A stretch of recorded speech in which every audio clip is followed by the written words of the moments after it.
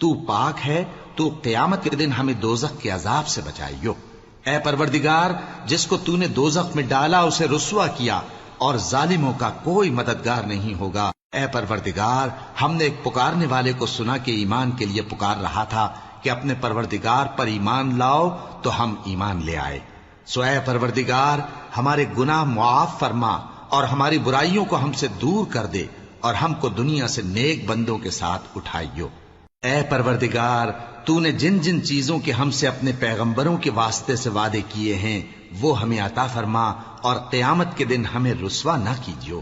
کچھ شک نہیں کہ تو خلاف وعدہ نہیں کرے گا۔ تو ان کے پروردگار نے ان کی دعا قبول کر لی اور فرمایا کہ میں کسی عمل کرنے والے کے عمل کو مرد ہو یا عورت ضائع نہیں کرتا۔ تم ایک دوسرے کے ہم جنس ہو، تو جو لوگ میرے لیے وطن چھوڑ گئے اور اپنے گھروں سے نکالے گئے اور ستائے گئے اور لڑے اور قتل کیے گئے، میں ان کے گناہ دور کر دوں گا اور ان کو بہشتوں میں داخل کروں گا جن کے نیچے نہریں بہہ رہی ہیں۔ یہ اللہ کے ہاں سے بدلہ ہے، اور اللہ کے ہاں اچھا بدلہ ہے۔ اے پیغمبر، کافروں کا شہروں میں ٹھاٹ سے گھومنا تمہیں دھوکہ نہ دے۔ یہ دنیا کا تھوڑا سا فائدہ ہے، پھر آخرت میں تو ان کا ٹھکانہ دوزخ ہے، اور وہ بری جگہ ہے۔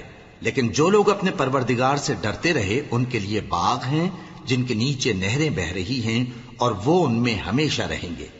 یہ اللہ کے ہاں سے ان کی مہمانی ہے، اور جو کچھ اللہ کے ہاں ہے وہ نیکوکاروں کے لیے بہت اچھا ہے۔